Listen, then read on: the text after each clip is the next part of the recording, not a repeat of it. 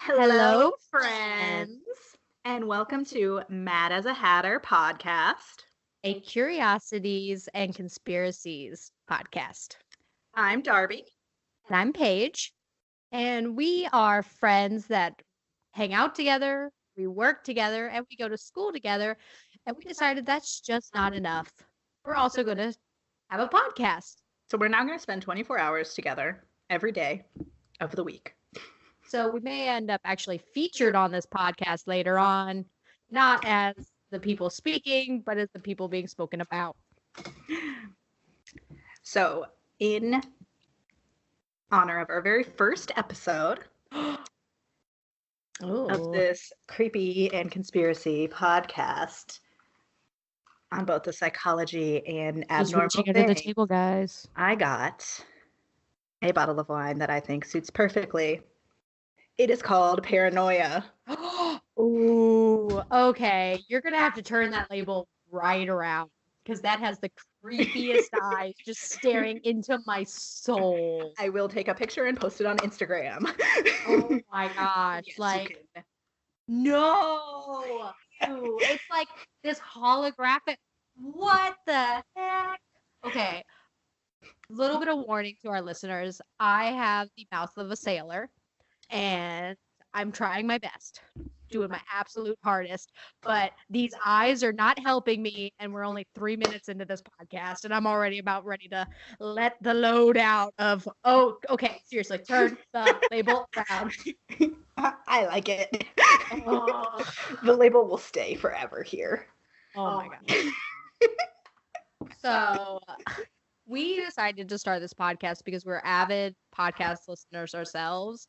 And both of us have a background in either forensics or psychology, and decided that this is just something that we can contribute our own little stuff to the podcast community and see what we can bring to the table. P.S. We also have an interest in the dark and twisty side of the world. Oh, yes, of course. So the lovely Darby will be opening up our episodes with a conspiracy or a mythical creature, something of legends and myths that are talked about quite often. Or maybe they're not myths. Maybe they're real. You don't know. Ooh. I'm trying not to become a conspiracy theorist myself. And Paige is going to talk about the psychology, so the truth behind everything. Yes, there are many people talking about serial killers, crime, all the fun stuff. I'm always somebody who asks why. What the heck are they thinking? Why is this a thing? Why is Paige going to one day become a serial killer? Already, I can see our listeners saying, I'm going to keep her name in mind. I'm going to see her on the news later, especially if that wine bottle keeps staring at me. I'm going to periodically put it back up. Stop.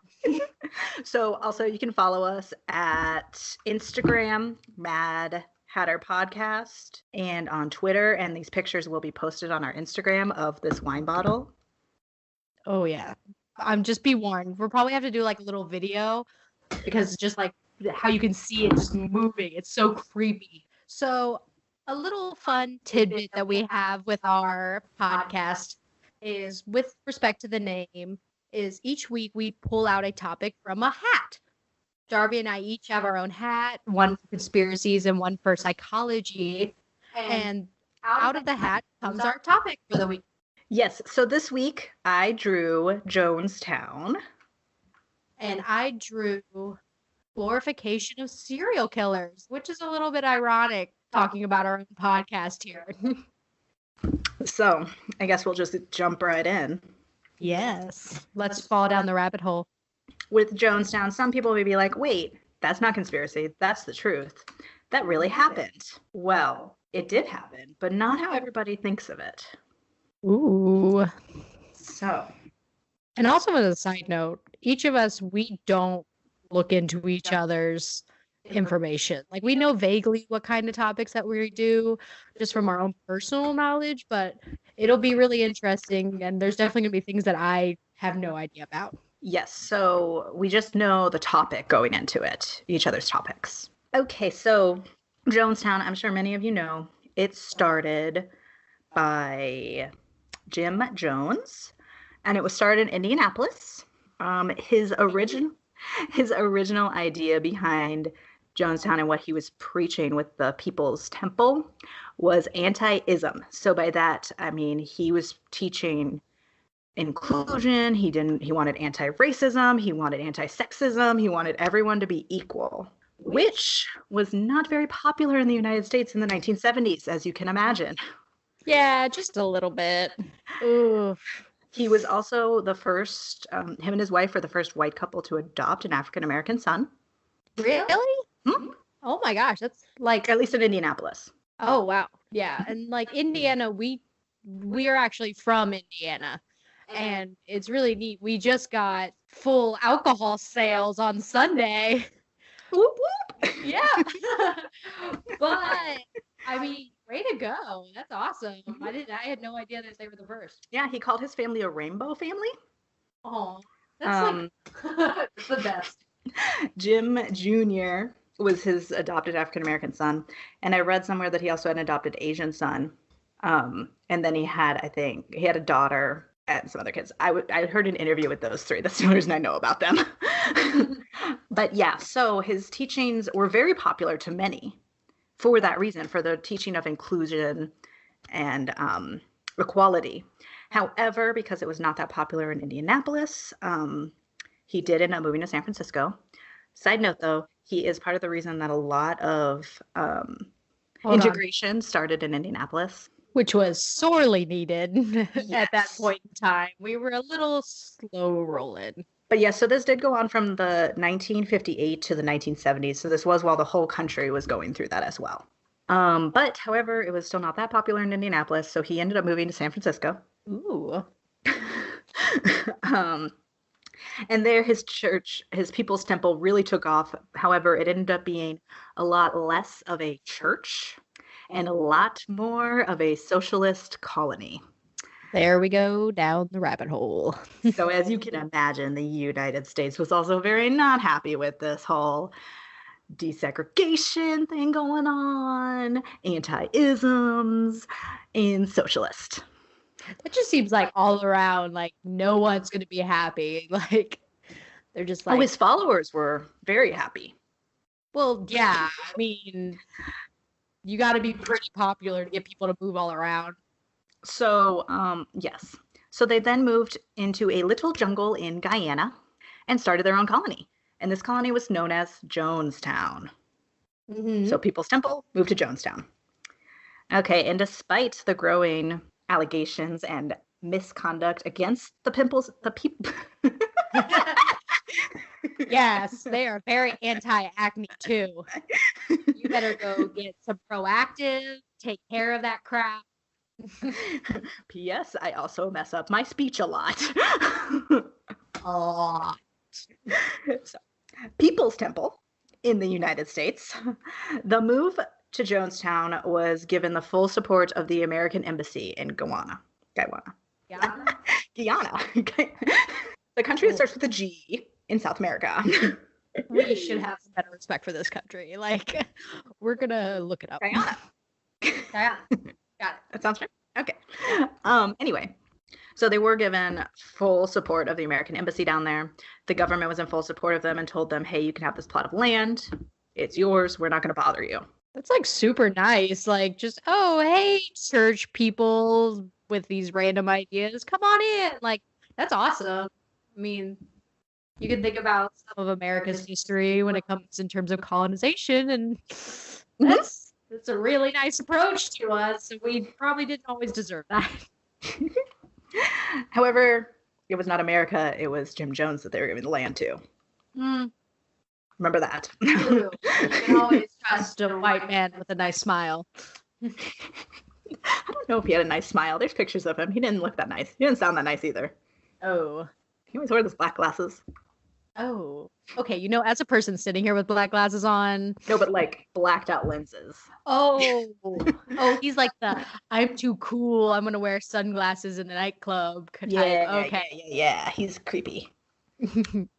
Anyway, so enter Richard Dower, who, while not known by many people, was involved with Jonestown. He was a deputy chief of missions for the U.S. Embassy to Guyana at the time. He is listed in the who's who in the CIA. And when asked if he had any affiliations with the CIA, he answered no comment. Okay, I'm sorry. I always have an issue with that. Like, just say no. Because, like, if you say no comment, instantaneously, I'm like, okay, you're up to some shady shit. Mm-hmm. So we just need to keep him in mind because he will come up periodically. Ooh. And be slightly important with his affiliations with Jonestown. Okay, so I'm gonna do a little assumption here and assume that a lot of you know what went down in Jonestown. What is believed. They moved to Jonestown. The Congressman Leo Ryan went down and visited them, and he wanted to see how everything was going. They had heard some things about Jonestown that they just wanted to make sure was not happening and everything was peachy. So he went down with some ABC news reporters, interviewed some of the people in Jonestown, spoke to Jim Jones, hung out for a couple days. And when they asked Jim Jones if people could leave, Jim Jones said, of course they can. They can come and go. I don't understand why people are making up these lies. It doesn't matter. They can come and go as they please. So he's going to just go cast them down and be like, oh, I'm going to gaslight all my followers because, no, I'm this benevolent, great leader. So Leo said, okay, well, whoever wants to leave can come with me. And somebody passed him a note. The person who passed him the note's name was never listed on anything. But it is said that they passed him a note that said, hey, you need to leave now. You're not safe. Ooh. And the Congressman Ryan's response was, no, the United States is protecting us. All of you are protected under the United States Congress. We are all safe. Don't worry. I mean, that's like a super shady warning. Like, you're getting slipped a note. I mean, like, I really appreciate like the bravery to stay there, but like, I don't know. I see that note. That's like the Chamber of Secrets warning. Nah, I'm like, whoever wants to go, let's go. We're getting out of here. Bye. Yes. So they did go on to the airstrip. Ryan took him and all the people who wanted to leave with him onto the airstrip, which was where the airplane was because it was out in the jungle. So Congressman Ryan had intended to remain at the Jonestown compound to continue interviewing families while those wishing to return to the United States were taken to the airstrip. But as the dump truck was leaving, which was what they were riding to the airstrip on, Ryan was attacked by the People's Temple's followers and alleged Red Brigade. So the no. That's just like such a great name, but it's so terrible at the same time. The Red Brigade were those closest to Jim Jones. They were his inner circle. Although low-key, it sounds like a euphemism for like your time of the month. It's like, hey, do you have a tampon? My Red Brigade is coming. Like, they're advancing. It's coming. Like, same thing. Well, fun fact, everyone in the Red Brigade were white men. Same thing. Despite Jim Jones preaching.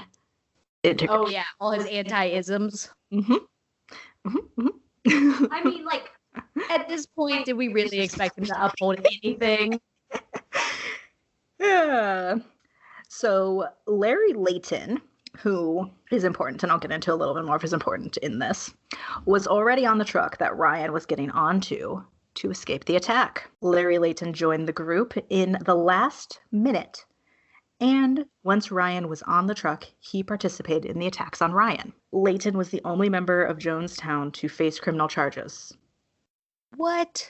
No. So, like, I mean, I know there weren't a lot of people left after Jonestown, but like, I still feel like there were enough left where it's like, maybe we should charge more than one person. Well, the only survivors were none of his inner circle except for Layton. Oh, okay. Wait, so how did he get out of this? So when I looked into it, it basically said he was related to somebody in the government. Those connections with the government. Related to somebody in the CIA. Oh, so I'm seeing a circle here. Okay, let's continue. This is why we're the Conspiracies podcast. But he did face nearly 20 years. And it was said there's no way he's a defector. He's too close to Jones. So basically he got back to the United States and said, I escaped. Of course he did. And they were like, I mean, who's gonna come back saying, I'm still an avid follower? Yeah, like, but that's just not a thing. he was part of the Red Brigade and he did attack Congressman Ryan. So they were like, no, 20 years. I'm sorry, I'm only hearing period jokes here. I'm so sorry. He was a Red Brigade and he attacked. He was one of the supers. We need the extra strength against him. Also, he did stab Congressman Ryan. Yep. See, there it is. Stabbing pains, blood flow, all sounds like a familiar thing. Oh, gosh. Okay. So, Congressman Ryan was killed at the airstrip. Everybody who was with him except for 2 people were killed. The Red Brigade pulled up to the airstrip. He, after he had been attacked, he got on the airplane. A dump truck full of people pulled up. They examined first who was on the airplane, then went back to their cars and shot the whole plane. Oh my gosh. The 2 people who survived only survived by playing dead, and one of the women, who later became a congressman, said that... You mean a congresswoman? Is that a thing? I feel like it should be. I guess it is. Yeah. Congressperson? Yes. Anyway, she said that they had gotten out of the dump truck, walked around to see the bodies, and shot her point blank to make sure she was dead. Wait, hold up. So she's playing dead, and they're watching her, and she gets shot point blank. How do you, I get a paper cut, and I'm down for the day. The cojones on this woman, that is the strength to just lay there, take a shot like a champ, and continue to play dead. Mm-hmm. That is incredible. So her and one other person did survive. I mean, it's horrible. I don't know how they survived, but they did. Oh my gosh. And remember, they had to have played dead until these people left.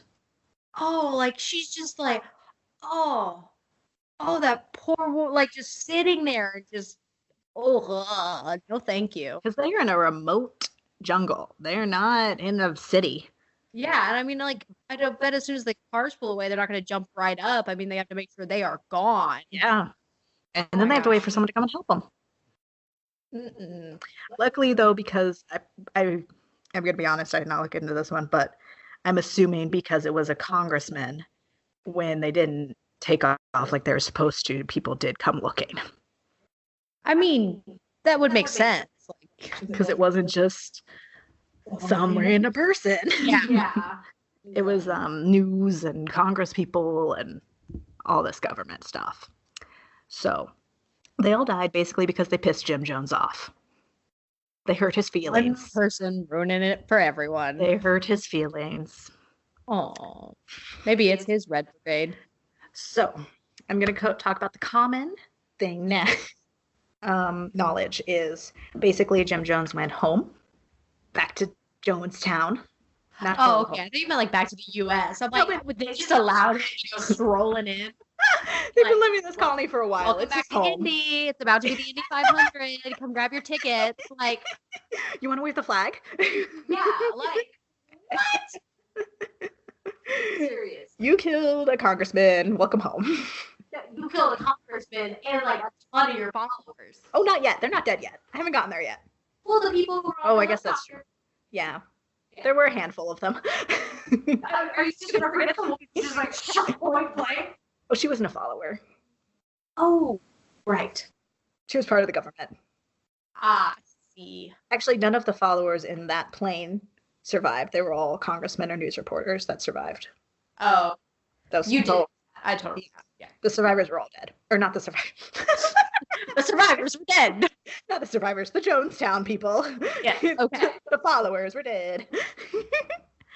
Anyway, so went home, went back to his colony, was very upset, told everybody, they're coming for us. They're going to get us. So more manipulation, more lies. There is a recording where he says, none of my brothers or sisters will ever end up in a concentration camp. We will die first. Who mentioned the concentration camp? Jones. who is God, don't you know? Oh. It sounds like that ice cream commercial. It's like, do you remember when? Yeah. So God said. God spoke down from the heavens and said, nobody goes to a concentration camp. Okay.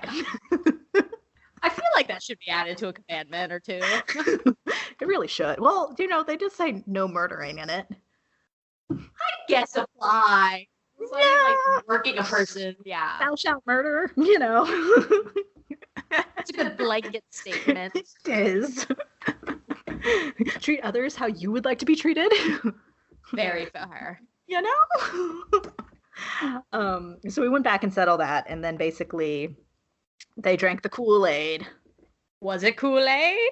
You're right, it was Flavor Aid.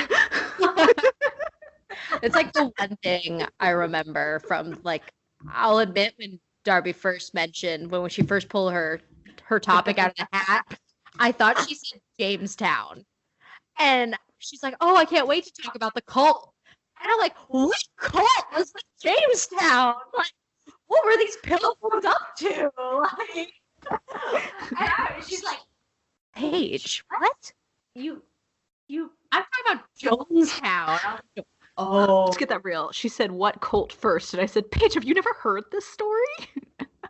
Right. So she's just going to throw me under the bus even further. Or I guess throw me under the Mayflower. But yeah, I was so... Oh. But what I do remember from Jonestown is that... There you go. Flavoring. They did not even get Kool-Aid. Of course. He can't afford that. He's too busy buying the cyanide. Well... To go into the Flavor Aid. I don't really know the market price for the cyanide. But, you're going to go out with a bang. That's like going out with, like, a chalky fizzle. I have so many questions as to where he got the cyanide from, but maybe we'll find out. Ooh. So, they all drank the cyanide. All 904 of them. 904? From the ages of newlyborns to, I don't know, I'm going to guess 90. That's probably not right. I didn't get the oldest person there. But there were grandparents there. How did they all drink? Like, there's a newborn. Did they just pop it in the bottle? Oh, you will see. Oh my gosh. I can't. So remember, this is the commonly known theory. Let's go to the truth. What? See, this is all that I know. So, on September 27th, 1980, Jack Anderson reported on the Jonestown massacre. Notice it's massacre, not suicide. Oh.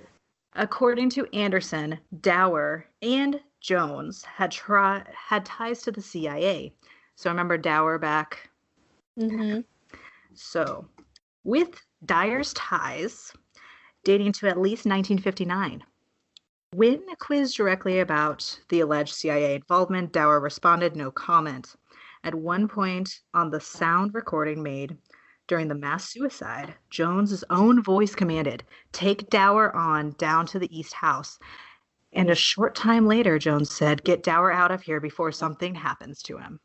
If he wanted all of his brothers and sisters to die before going to concentration camps, why was he so concerned about Dower?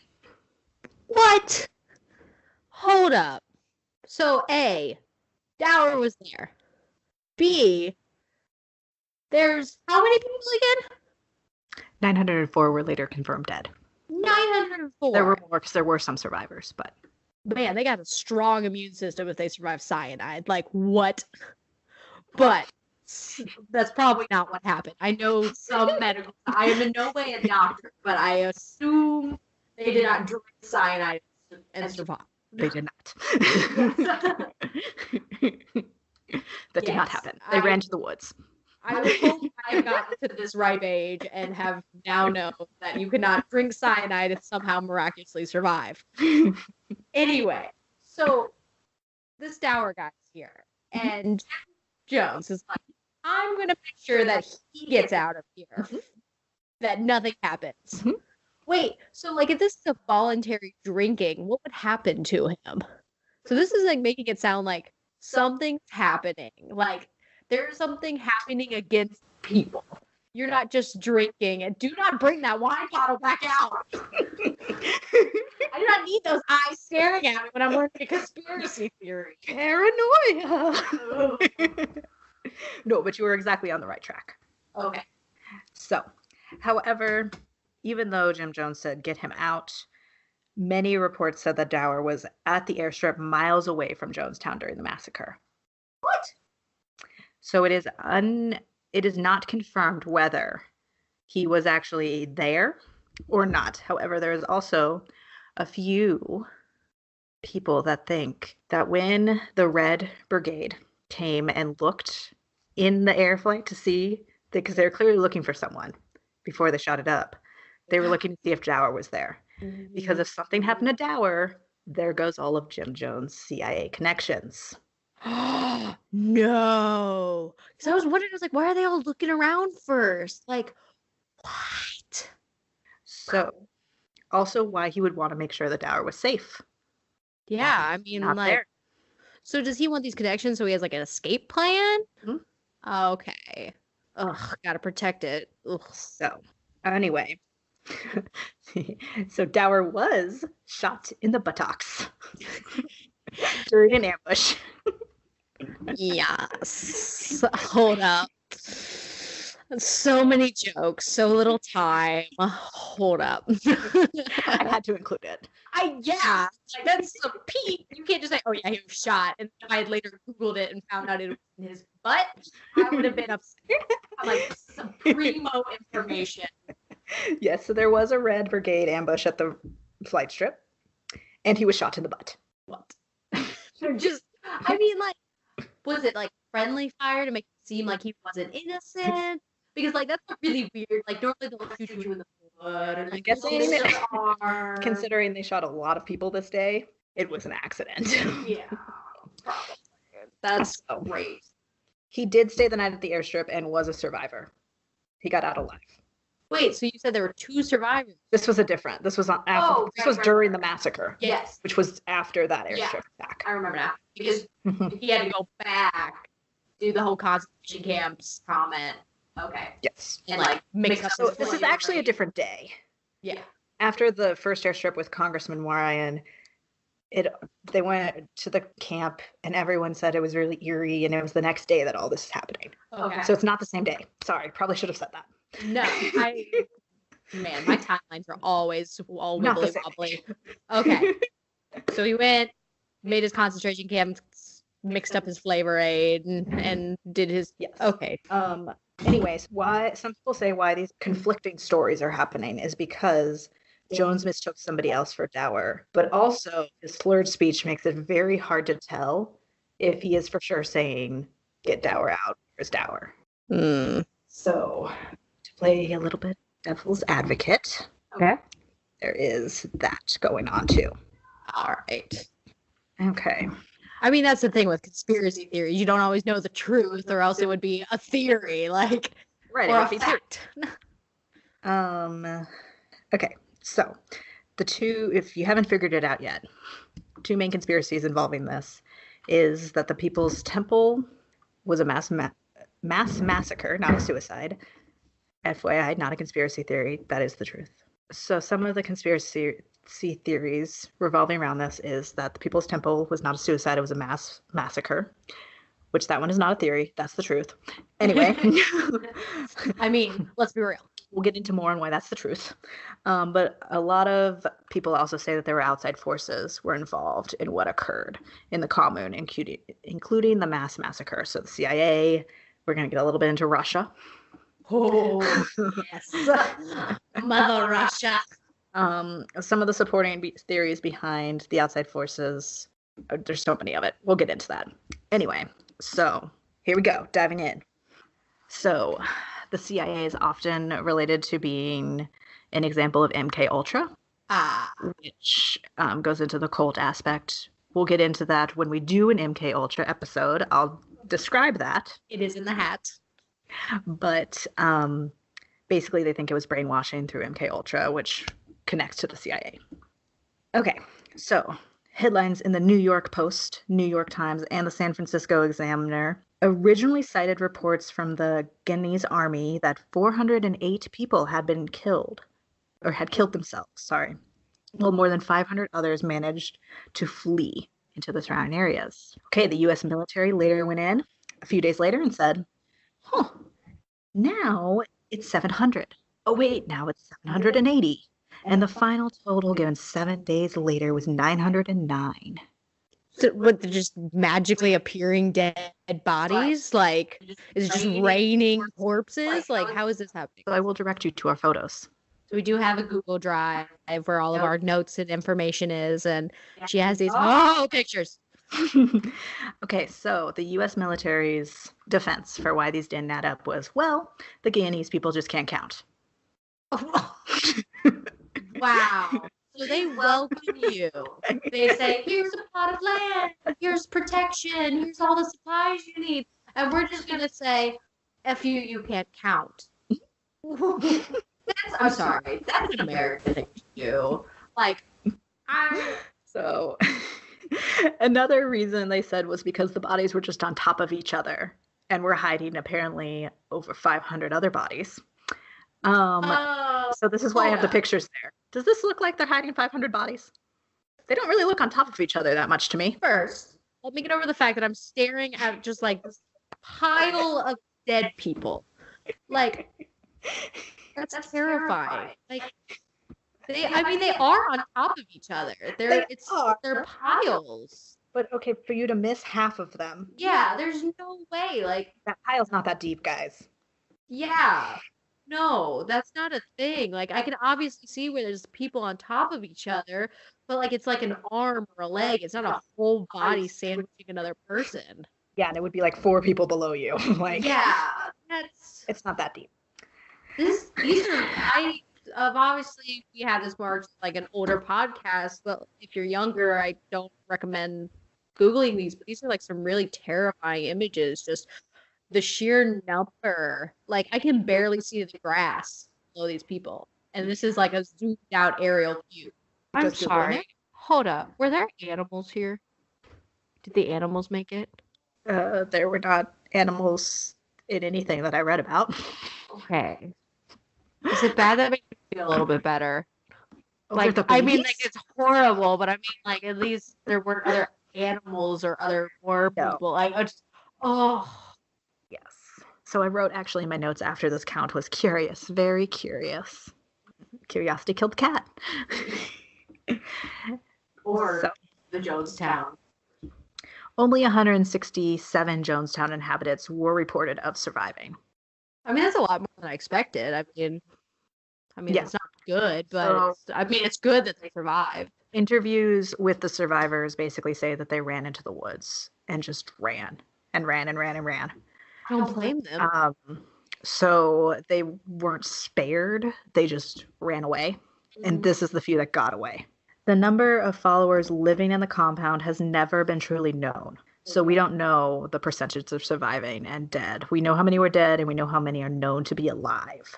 However, based on the population estimate, there could be anywhere from 20 to 120 followers that are still not accounted for. Oh my gosh. Because another thing that, I don't know, it might be later on my notes, but I'm going to say it now. A lot of people ran.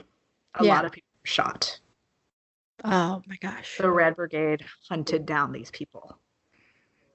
Which goes to the airstrip attack where Dower was shot in the butt.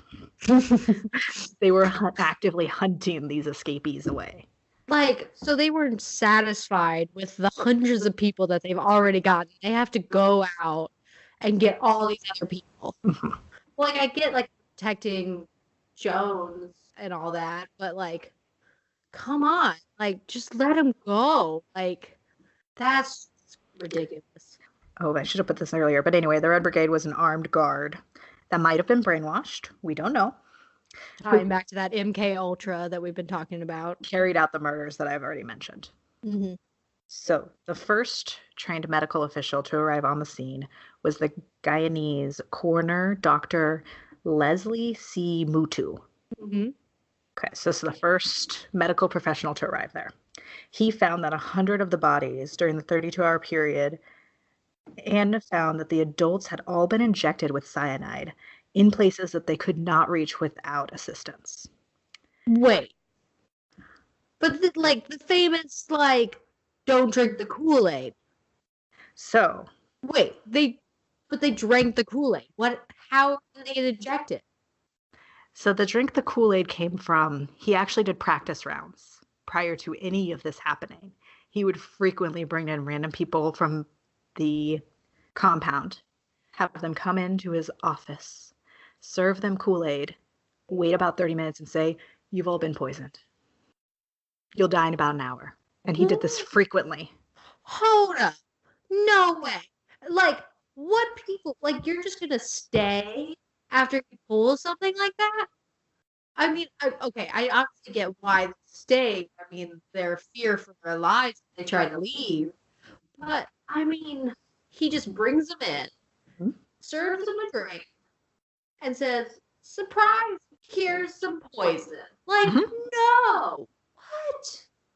That's ridiculous. I feel like I'm saying a lot. I'm sorry, but it's like a tornado drill, but So he did a lot of drills. So some people there were a handful of people that did drink the poisoned Kool-Aid, for lack of better terms, but most of them did not.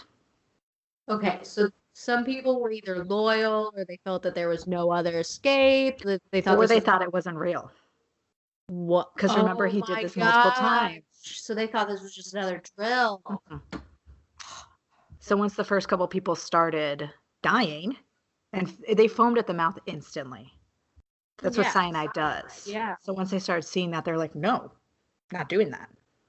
Yeah, you can't instantaneously serve hundreds of people drink and yeah. Hence the injections. So these injections that people needed help with were between the shoulder blades. Yeah, that's that itch that you just can't scratch. You can't get a needle back there. Yeah. And inject it. Wait, so did they just went around with all these syringes and just shooting people up? I mean, that's when I really get the running part. There's only so many people you can stab in the back with a syringe at a time. Many were also shot. There it is. Okay, that makes sense. And then I also wonder, is it all the same syringe? Or are they using multiple? I mean, that point, you're killing people. Do you really care about, I don't think you do. I mean, do you really care about sharing diseases there? Or you're just I mean, I'm sorry, guys, there's cyanide in here. We're all a family now. Oh. Yeah, I don't think they care about that.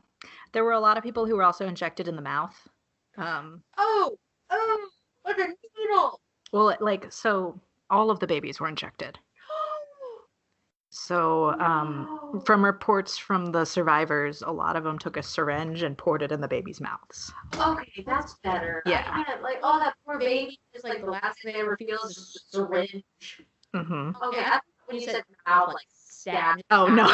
Needle. That's why I was I don't flossing freaks me out. I do it, but it freaks me out. I can't imagine a needle. Okay, so, one of the first U.S. soldiers to arrive on the scene, Charles Huff, also reported having seen many gunshot victims, as well as other victims who had been shot with a crossbow. All of... Hold up.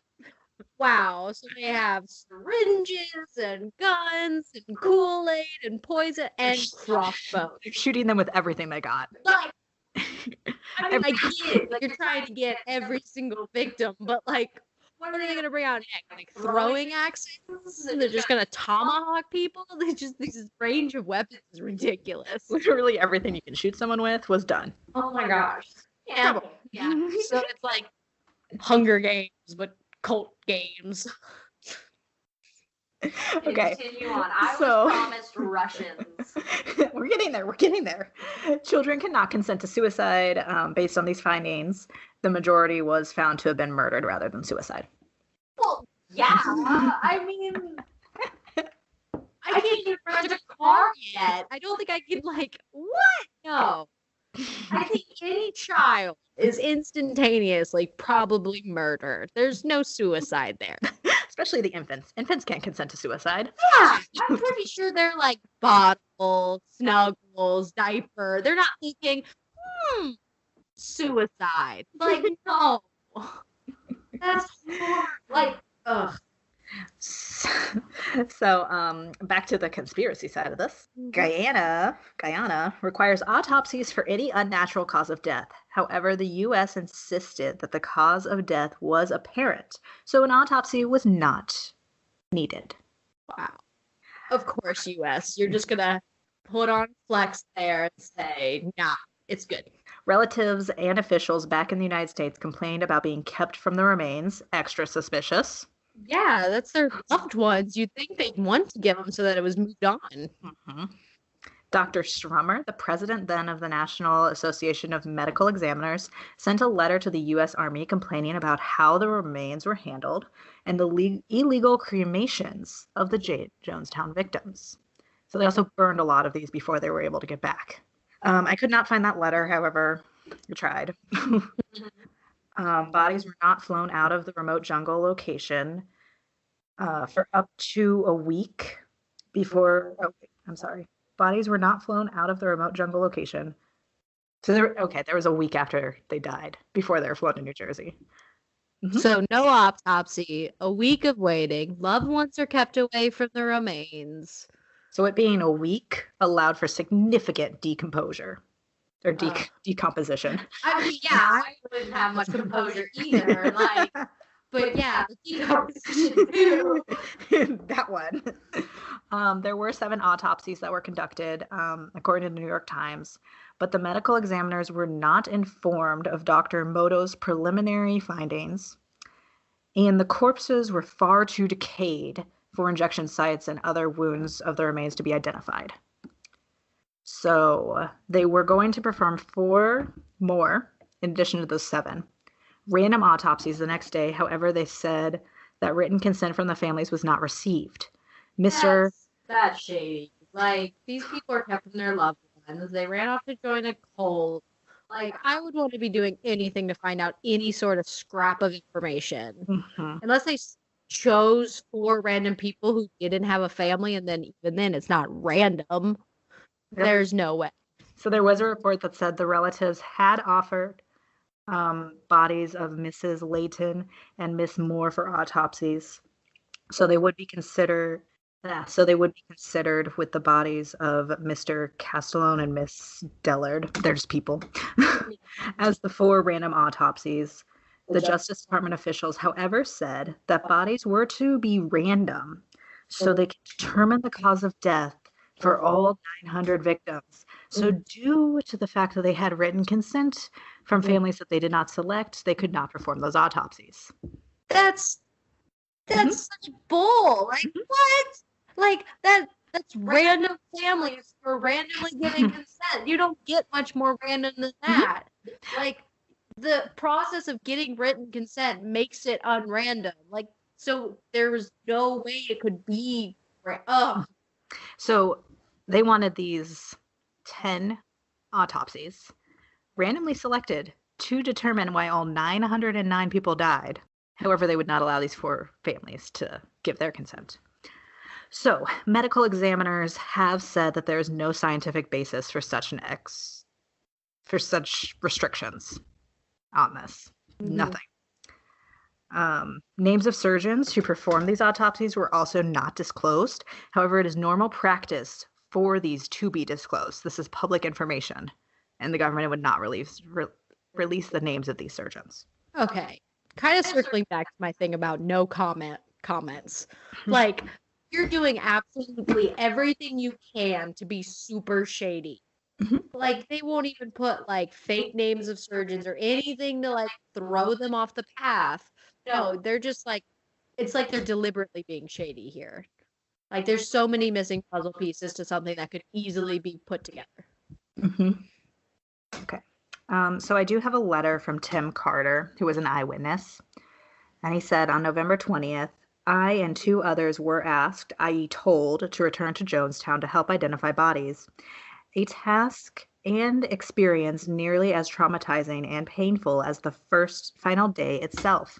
While attempting to identify bodies, I viewed many, at least 2 dozen, that had huge protruding abscesses. I stayed in a very self-prescribed area within the pavilion itself, as I refused to identify bodies in any other location. Two, while doing my best to make identifications, I did not physically move or rearrange any of the deceased to see if the individuals underneath met a similar demise. The location of these injections was varied, despite the testimony of Guyana's chief pathologist, Dr. Leslie Muto. Added West and Matthew Ridge that all the injections were found located between the shoulder blades. I personally saw abscences on the left temples, back of the neck, back of the hand, upper arm, lower leg, cheek, and back of the shoulder. I believe Dr. Moto was describing the bodies found in the dorm where Hirath and older seniors lived. So, according to this testimony, there were many people injected, but they were all over. And like it's saying that they have physical evidence on the bodies themselves of like an injection site, and there's all these people, and he's like, but like first, this guy, he has to go. He spent who knows how long with these people. And I was like combing through piles of dead bodies, seeing these like people that he just talked to, he's been living with. Like, that's horrifying. Yeah, so. And then can you imagine being there and you know the truth? You know what happened. You're seeing it there physically with your own eyes, but everybody else, with any scrap of power, is telling a different tale. How frustrating would that be? Like sitting there, you're like, I know the truth. I know what happened. I saw it. But these people who weren't there are sprouting out a bunch of lies. Yep. So recapping all the things leading up to this being shady, we got the autopsies that were not done correctly or just weren't done, bodies being held until they decomposed too much, ties with the CIA, the judges saying that it's not random enough. Everybody's saying it was a mass suicide. Nothing points to it being a mass suicide. It is murder. And also, where did they get all the guns? I haven't even thought of that. What? They were allowed to have all of these guns. Why do you need guns if it's a church? Why do you need guns? Is there like a permit for that? Like, oh yes, the church, we're tax-free and we get free guns. Like, yeah, if it's a church preaching equality, love, acceptance, socialism, we won't send our brothers and sisters to concentration camps. Why do you need guns? Just something to think about. Or syringes or cyanide. Or cyanide. Where did you get the cyanide? Or the torture of Flavor Aid. So, I promised you Russia. Yes, bring it on. Remember, in this time, Russia was the Soviet Union. Yes. And what did? Even worse. The Soviet Union. What were we fighting with Soviet about? Aren't we? Oh, communism. But okay. Oh, yeah. I was expecting you to say that. And Mr. Jim Jones was preaching socialism. After all. Oh no. So, can you pull up the Google Docs? Have it up. Okay, I want you to scroll down to the last page and read this Russian. Paige speaks Russian. I took a semester in college. I just want you to attempt it. Yeah. I mean, I can attempt, but I am so terrified of it. Nobody will know if you say it wrong. A lot of people will know it because it's going to come out like, oh. Well, I won't know if you say it wrong. I think it's Juleb Shomana. See, it's been too long since I spoke Russian. Well, I'll tweet it out. We'll see who. There we go. Because somebody send us like a little clip of this pronunciation. Oh man, it's been so long since I've taken that semester. So follow our Twitter, Mad as a Hatter. Yes, please. And don't let Darby throw me under the bus anymore. So, in English, it is the Jonestown Carnage, a CIA crime, and it was published in 1978. I got the J right. So there were numerous tapes and writings of the temple, the book notes that the People's Temple practiced apostolic socialism, preached atheism, and opposed what it termed to be called capitalism, imperialism by the U.S. government. So, according to the book, there were numerous meetings that representatives of the People Temple had with the Soviet embassy. Okay. I'm a big true crime fan, and I'm shocked that's not talked about more. Like, what? How just an American embassy colony is there meeting up with the Soviet embassy? Preaching atheism, socialism, and against the capitalist of the United States. And this is not talked about. That's crazy. So, on October 2nd, 1978, visit to Jonestown by the Soviet embassy representatives. Okay, how do I say this? Fyodor Timofeyev, I think. Okay, great, thanks. Who praised the commune for being a socialist heaven. And P.S. there are many recordings of Jim Jones saying that he is socialist and preaching about socialism. Okay, so based upon these and other allegations, the author contends that the group members were assassinated by CIA agents and mercenaries to prevent further political immigration from the U.S. as well as suppressed opposition of the U.S. regime. So basically, they were assassinated by the CIA because Jonestown was going against the United States. Wow. I mean, like, in a way, there's a lot of, when we started this podcast, I was like, okay, there's going to be some crazy conspiracy theories that I can't get behind. This one seems pretty cut and dry. Oh, also, Jim Jones did not drink the Kool-Aid. He was shot in the head. By who? His autopsy, if you would like to pull it up, says cause of death is being shot in the head. All public knowledge says he shot himself in the head. But if you believe this, who knows? I mean, yeah, they could do the whole gunpowder residue on his hand, right? Well, unless he's shooting other people. Well, if he was shooting other people, that would be on his hand anyway. Yeah. So you don't even need to fake it. Wow. And all from our hometown. Like, what? Yep. Good old Indiana. Oh, man. Like, I knew about Jonestown after I accidentally mistaked it for Jamestown there for a second. I knew the story. I knew the don't drink the Kool-Aid / slavery, don't Jim Jones, Indianapolis. I had no idea I didn't even know there was like so many conspiracies with it. Like I knew it was shady. There's no doubt about that. There's got to be something shady with a huge mass suicide, air quotes. Mm-hmm. Oh my gosh. Mass murder. Sorry. Yes, mass murder. I just need to sit and digest this wine bottle. Not that one. I can pull it out again. Oh, I mean, that's how I'm feeling right now. I'm feeling like, what? And we're only on episode 1. Oh, it's about to get real good the more we do. And that wine bottle will be staring at you in every episode. No. Yes, you will be hearing later about me. I will be featured in an episode for going crazy because of a wine bottle. And not a fun way. Ready to throw some knowledge my way?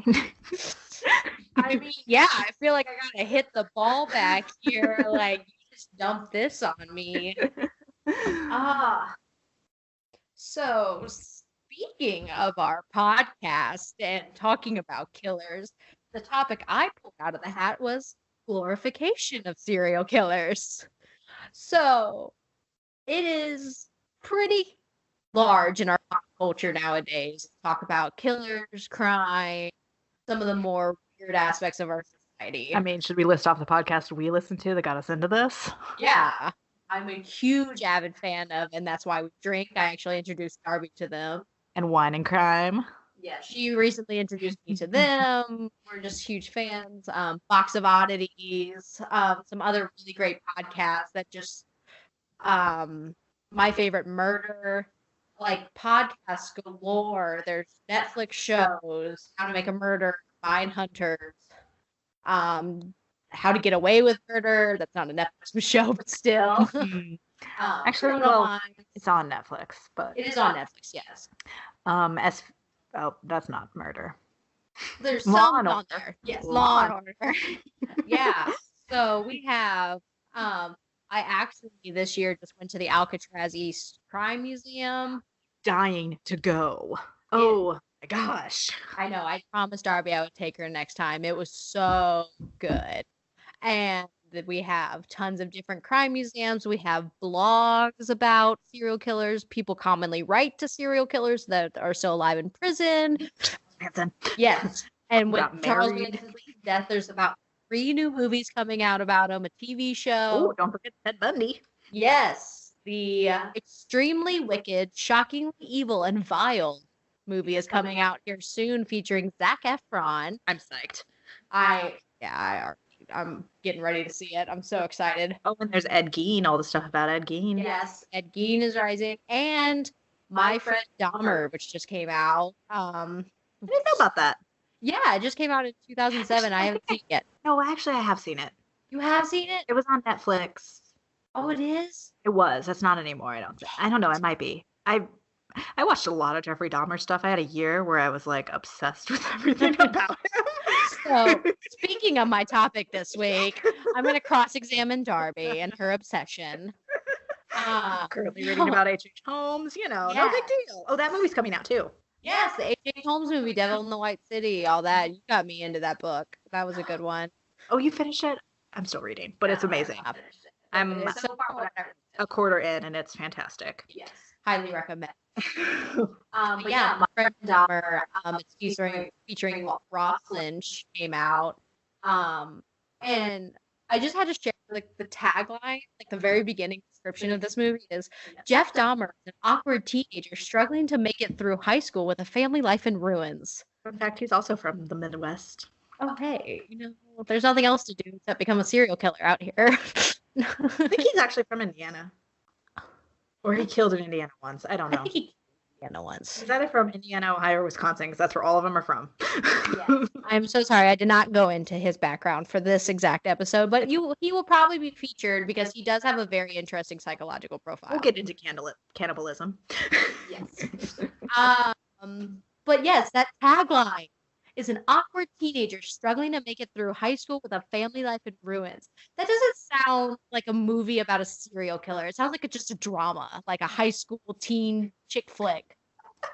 So yes, this enchanting description is about a serial killer who killed his first human at 18 when he was left home alone. Because that's what we do when we're left home alone. Oh yeah. West. Oh yeah, that's all we have to do is kill people in the cornfields. Yes. What else is there? Go to the corn. I mean, there's nothing else to do. I don't know what you did in high school, but that's what I did in high school. I mean, yeah, it was our Friday nights. Saturday was disposal. I mean, come on. You don't have a dozen bodies buried in your basement? So, our society talks about these killers, and we have all these shows and movies that we describe them in these ways in like almost heroic way. Like there's people who come from like this struggling background and all these trials and woes, and they became different beings. We like look at them at this like godlike pedestal. So why? If these are the acts that we condone, we do not. We do not do not go out and do these acts. Some people condone it, but we do not. Yes. So our society does not condone, we condemn. That was the word I was looking for. There we go. So our society condemns these acts. Why do we then turn around and speak about these people as though they are something huge, something big, something gods?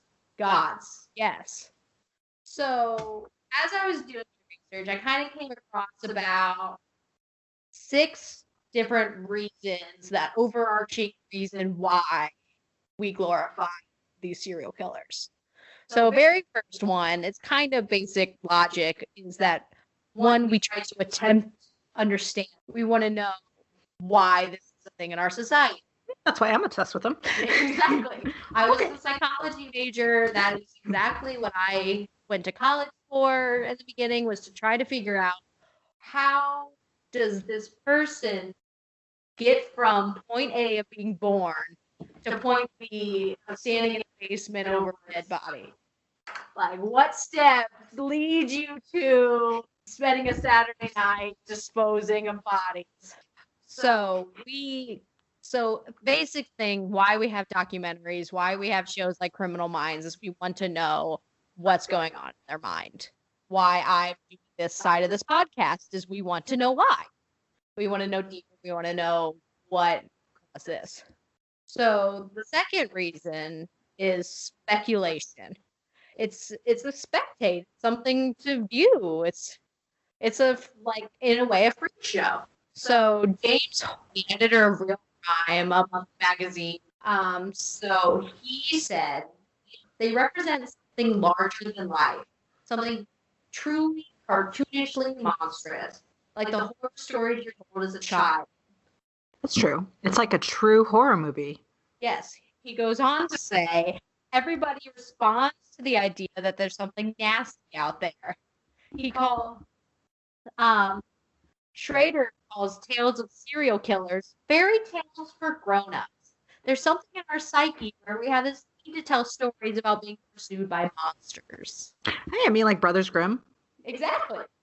They're and horror movies. I mean, come on. I mean, you can constantly find me browsing no sleep on Reddit. Me too. That's how I fall asleep. Exactly. Like, we have this urge to spectate and to view this freakish side of our society.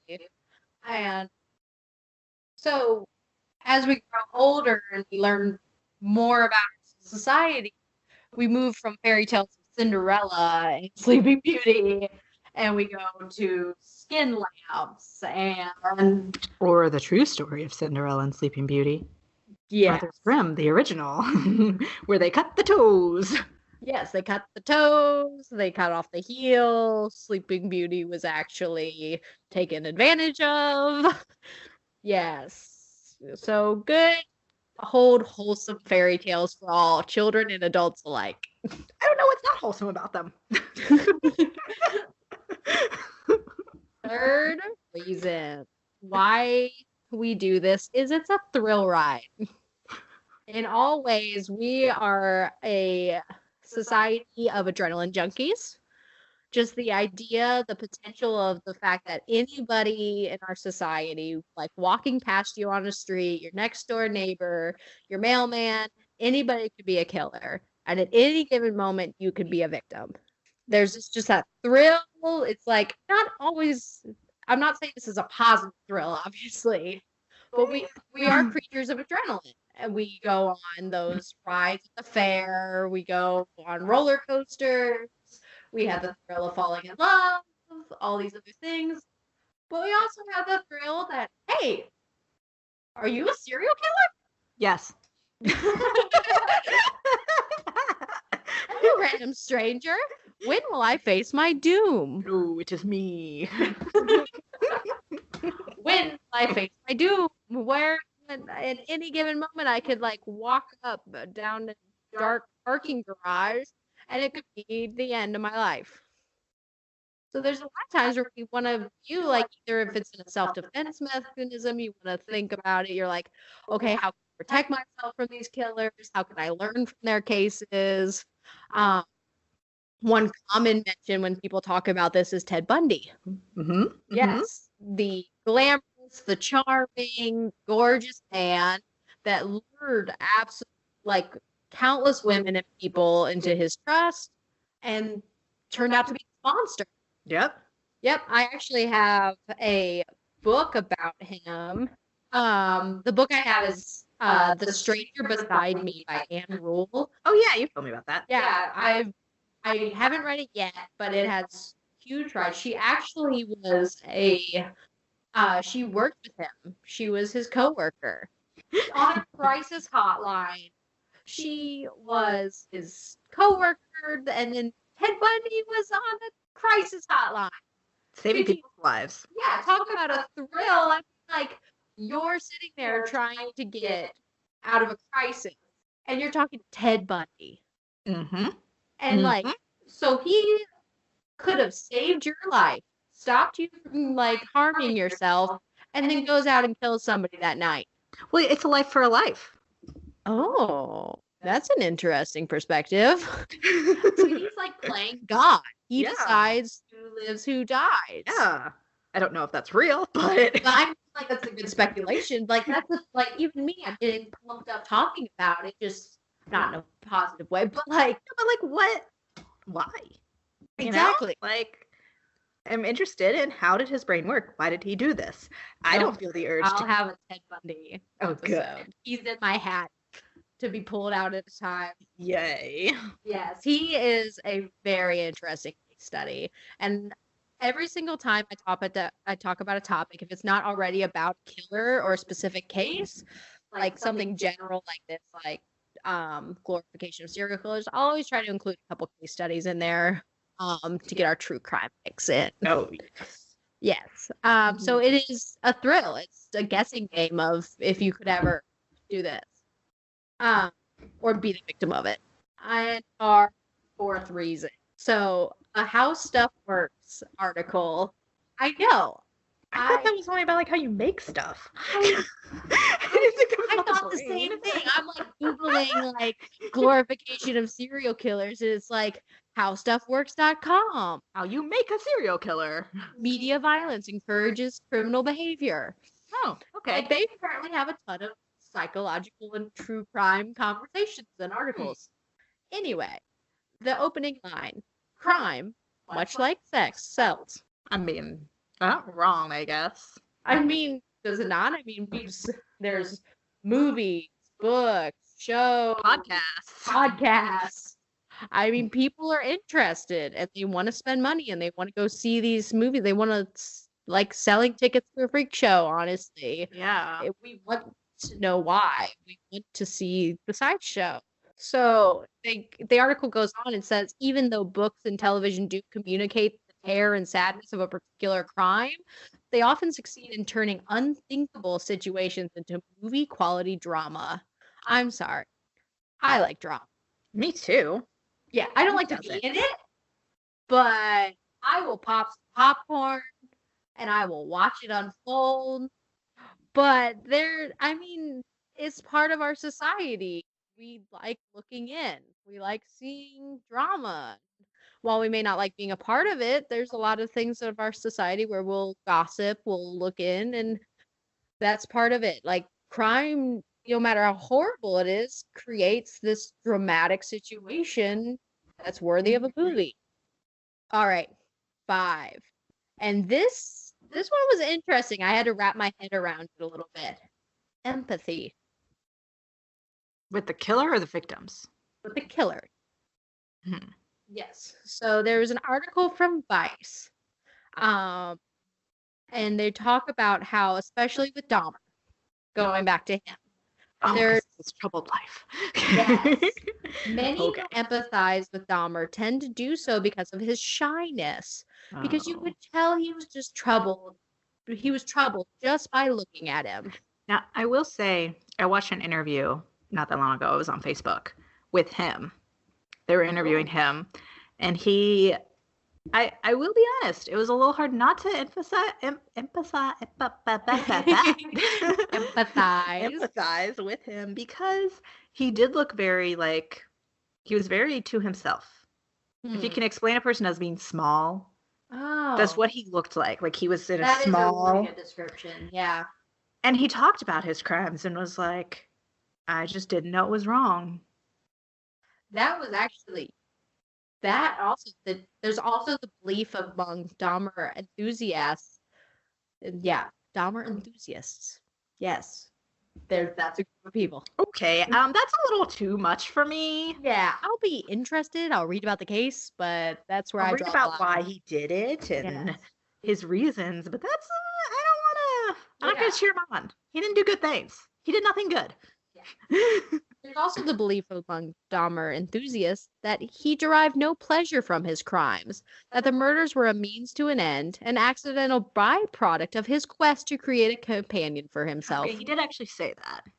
Mm-hmm. He said he doesn't enjoy the killing, but he enjoyed the after effects, so...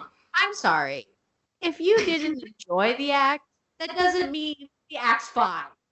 That doesn't mean you get away scot-free. Okay, but I'm just saying, just because you don't enjoy the act of stabbing someone and pulling acid into their brain, but you enjoy the dead body that comes with it, you still did something wrong. Yeah, I mean... You still enjoyed something wrong. Yeah, means to an end. Like, that one shook me a little bit. I heard him say that. Don't agree that it's a...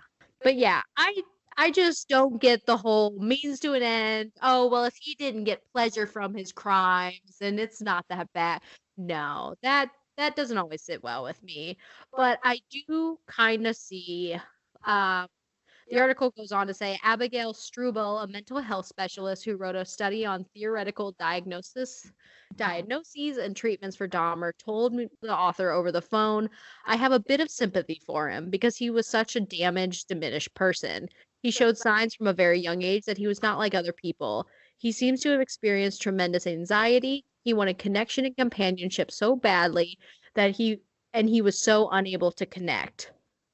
So he was not a sadist. Most serial killers enjoy inflicting pain and humiliation on their victims. So by comparison, he's a softer serial killer. Wait. There's a softer serial killer and there's a hard serial killer. There's a hard and soft serial killer? He's gentle with his crimes. He poured acid in their brain. It's an easier pill to swallow, apparently. I guess. I mean, acid in the brain, Ted Bundy. Acid in a 14-year-old's brain. Yeah. Like, I have so many issues with this. I mean, she goes on. He's not just soft. Okay, what else? I think it's easier to romanticize him because he genuinely wanted love and closeness. He just undertook some very odd practices to get those things. Oh, very odd. Yeah. Okay. At the very end, I do understand what she's saying. There is a point where we all see kind of in ourselves and in serial killers. Okay. I get it, but there's odd. I'm going to post my entire life on Facebook and I'm going to cry every 5 minutes and I'm going to ask everyone, how you doing? And then there's, I'm going to drill something into your head. And pour acid into it. Like, yes. Yeah. And like to romanticize, that's no.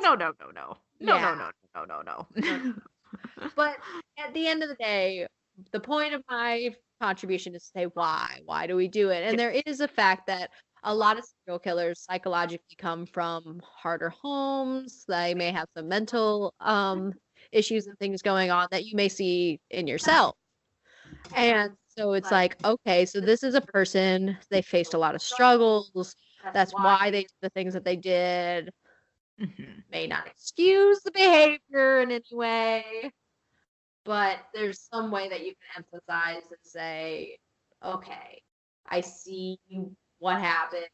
I can see a little bit of myself in that. See the human struggle. I mean, how many movies do we have, not serial killers, but like human struggle? Yes. Overcoming obstacles, we thrive on that stuff. That's some Hallmark quality stuff right there. So they're applying that to serial killers. Not so Hallmark. You hear that, Mom? You like Hallmark, so therefore you also like serial killers. Yes. I have made the conclusion Hallmark and serial killers are one and the same. There you go, Mom. That is called correlation, not causation. Finally.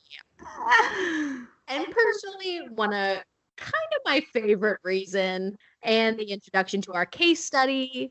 So why do we glorify serial killers? They do what we can't. I'm sorry, that's just that shouldn't be that funny, but I guess. Okay. Darby and I work in the customer service industry. Anybody else can sympathize with me. So there are times being both a customer and a customer service where you feel like frustration. And there are times where you just, really not happy with this person in front of me. Now, would I ever advocate for hurting somebody? No. Do not go out and do these things. For or against the purge? I need to know. 48 hours. 24. Oh, man. Time short. The Purge. Haven't you seen the movies? Yes. Oh, yes. Okay. We're both horror movie junkies. Of course we have. But there are times, and then especially with vigilante killers, we have a very slow justice system. And that's part of a system. It's part of red tape. It's part of making sure you're doing your due diligence. But for some people, that's not fast enough. And Dexter. That's funny you said that. Welcome to the Dexter Copycat Killer. Oh, I've heard about this. Yes. I don't know it that much, but I've heard about it. Mm-hmm. So, Mark Andrew Titchell. Sorry, Mr. Titchell. Yeah, he doesn't matter right now. Wait, unless he's the victim. No. Okay, then he doesn't matter. This is the Dexter Copycat Killer. He was born July 4th, 1979. Does not matter that it was July 4th. He's a Canadian. Because Canadians don't matter, or No, days. I just had to check. When I googled him, I was like, "Oh, that's cool. He was born on Independence Day." Oh, he's Canadian. No, we love our Canadian. I was actually really shocked. So there is that stereotype of like the very nice Canadian people. So hearing about this Canadian serial, and I know there's multiple. Oh, Canada. I was shocked to hear that he was from Canada. But so Mark Andrew Titchell, he was arrested and sentenced in 2011 for killing John Bryan, also known as Johnny, at Aldinger. Mark was inspired by Dexter Morgan from the show. Love Dexter. He was an avid fan, and he himself was an aspiring filmmaker.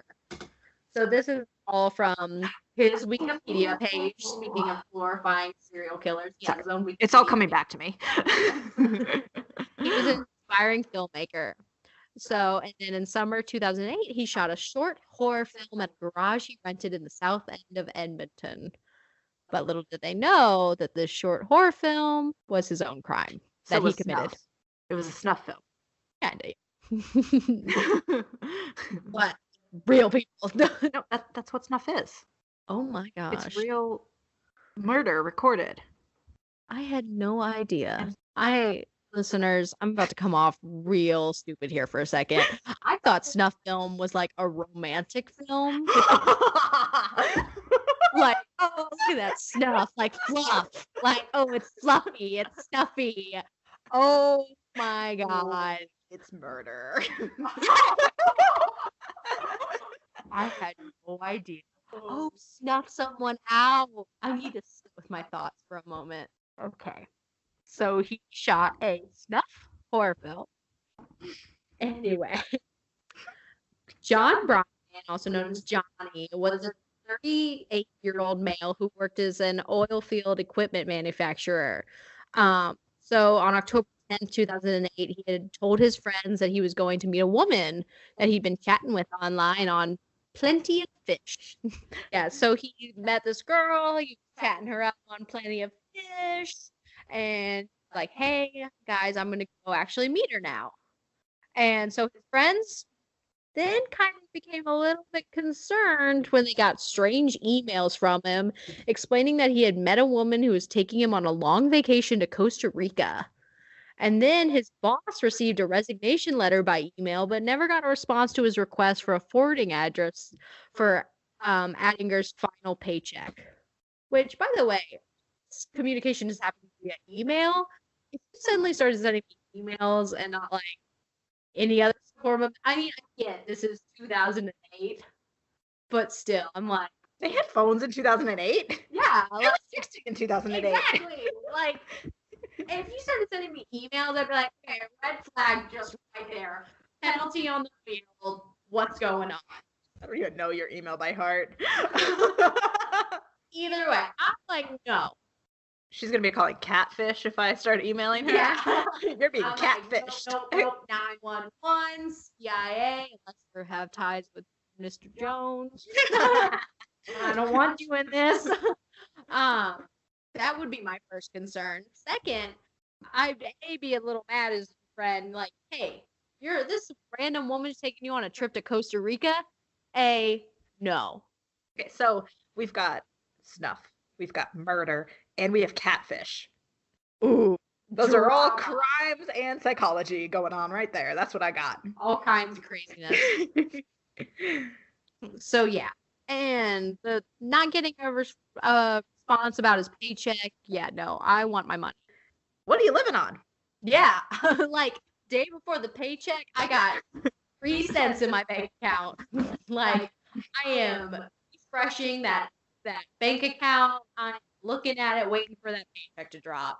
Nope, there's no way I'm not forwarding an address. If you could go a week without your paycheck, do you really need a job? This is truly a podcast made by millennials. It's all that avocado toast we're buying. But we can thank that email because his disappearance and murder may not have been linked to Titchwell if he had not emailed his friends directions to the garage before going. Ooh. Yes. So there was a little bit of smarts left in him. Yes, just a little bit, which is smart. Like my friends and I, we all have a system where we're about to meet somebody from Tinder or something. You best believe you're texting us where you're meeting them, what time we should expect to text. A picture of them so we know to send it to the police if need be. Exactly. A general description. Hey, if you could slip a license plate number in there, I'm sorry. I'm going to be paranoid. Probably because of cases like this. Paranoia! Anyway, so police searched the leasing history of the garage and found out that Mark Titchell had rented it. So, going back to the case in real time, after growing more and more suspicious, several of Altinger's friends broke into his condo, which true friends right there to break into your condo. I would do it. Yeah, like, you know what, police, you're not doing this fast enough. I'm just going to go ahead and break in. I'll be my own detective. Okay, but side note, if I'm not missing, you break my door. I appreciate your concern, but that's my door. But you'd only be mad for like a little bit because then you'd be like, oh, okay, she thought I was dead. Tis fair. It's fair. I mean, at least I'm not dead. But the subject of who's paying for this door is going to come up. I'm going to keep that. At least you're not dead. You're not dead. I saved your life. I wasn't in any danger. Yes, you were. You just didn't know it. So they broke into his condo to find his passport. Kind of needed to go to Costa Rica. Just a little bit. Yeah, I mean, could have border hopped, I guess. Whee! Swim the whole way there. Yeah. To find his passport, 3 dishes, and no indication that anything had been packed. Oh. Which, I'm sorry, right now you can already know dirty dishes will not be an indicator of whether or not I have left. No, but an empty closet would be. Yes. Yes. My clothes are important. The dishes. I'm just saying, my closet would be completely empty if I was going to Costa Rica for a lengthy stay. Yes. Even the sweaters. It may get cold there at night. Yep. You best believe the bathing suit would be with me. So, a homicide investigation was soon launched by the Edmonton Police Service, which, you know, at that point, no crap. Come on. I mean, but there wasn't a body. True. So, moving forward, they did the whole thing with the garage and finding out it had been rented by him and the emails with the directions.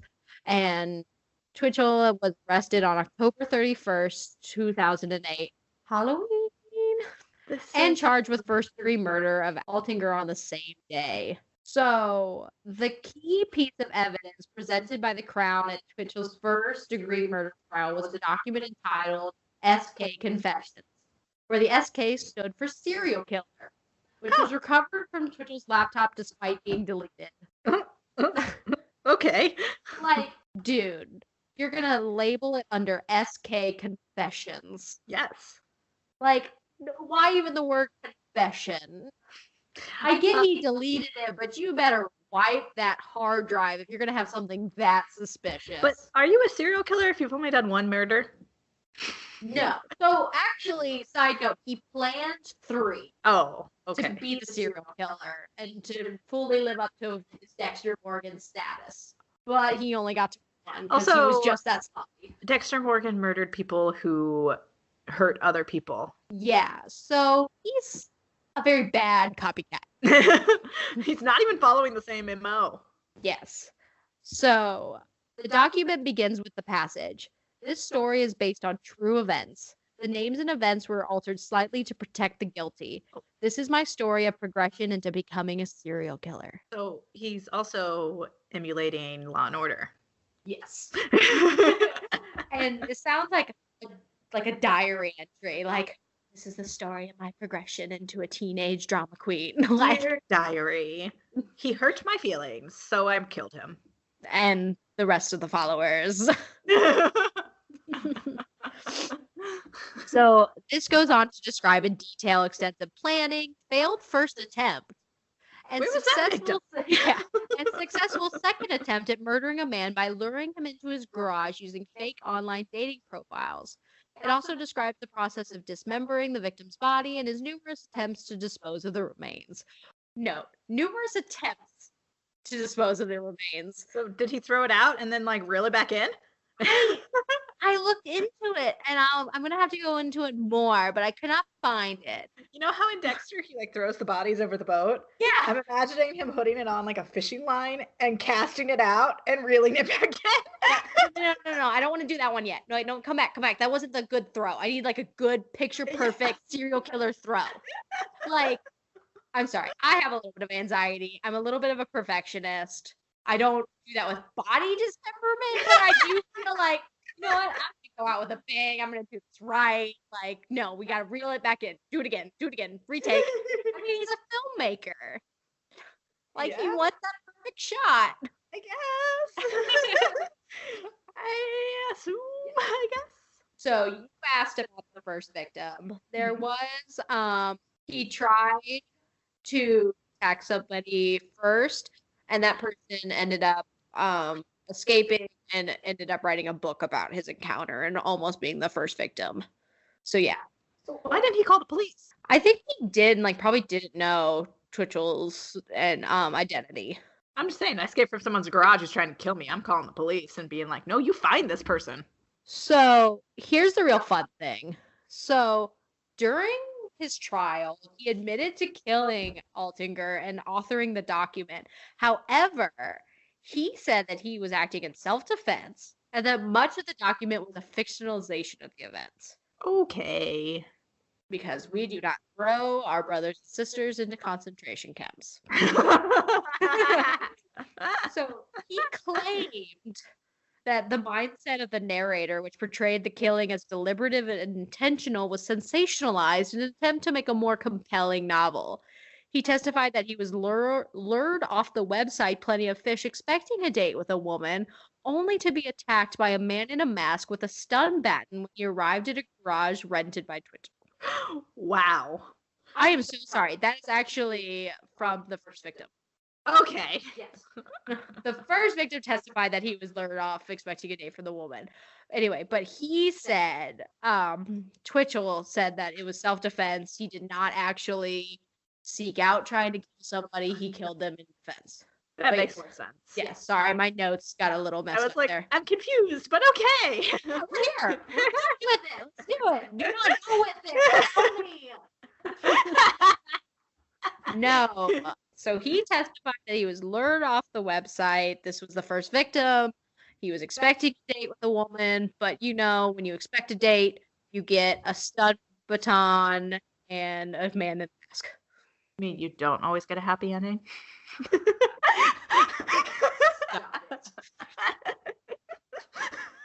His happy ending was a conviction of first-degree murder in April 2011 and is secured in a maximum sentence. Oh, good.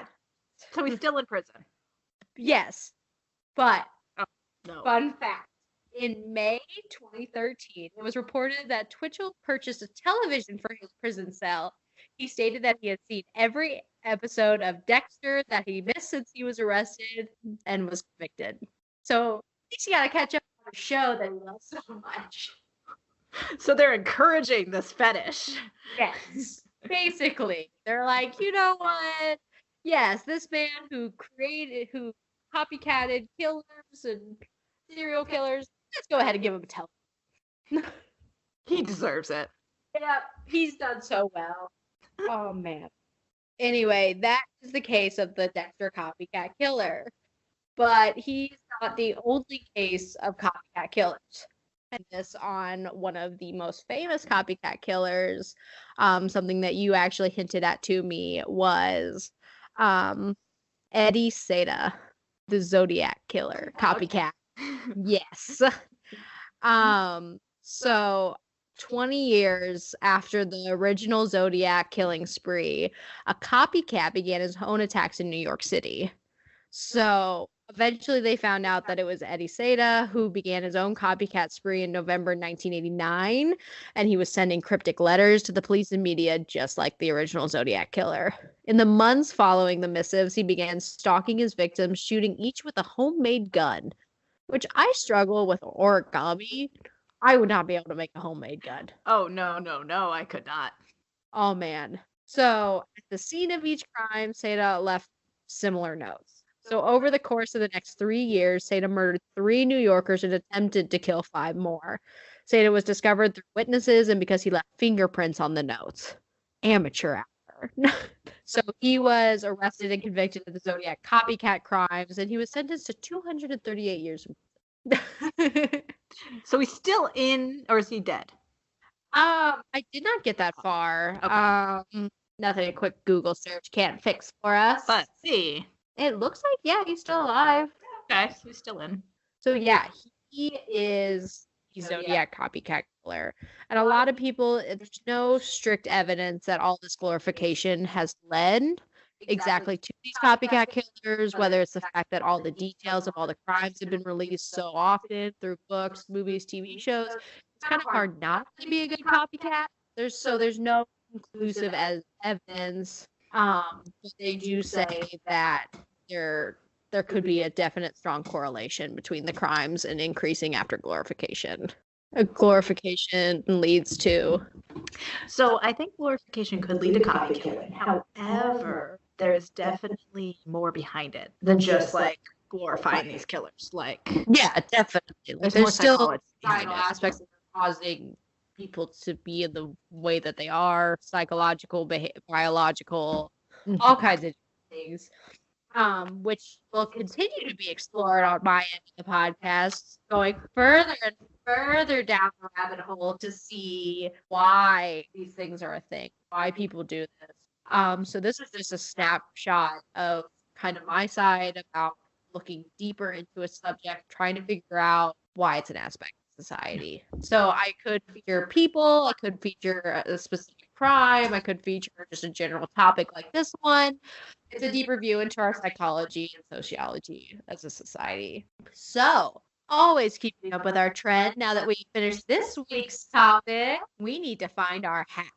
We do. Let's see what our topics will be next week. And as always, we draw for each other.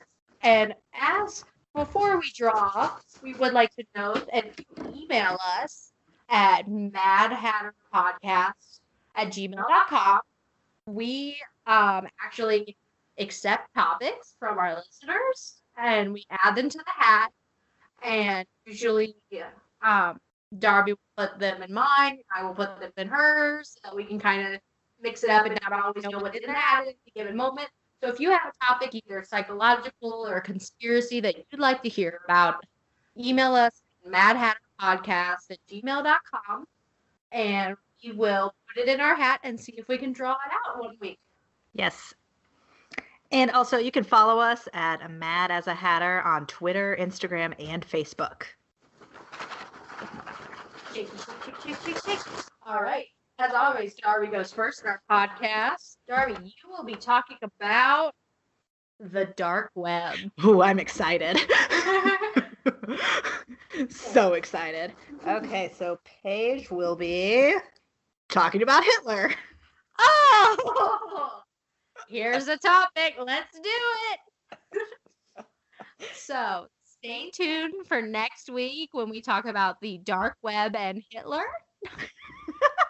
I don't even know where I'm going to begin. That's not funny. But yes, I'm excited. It'll be a real great episode. All right, so hold on to your hats And get ready to go down the rabbit hole with Mad as a Hatter podcast.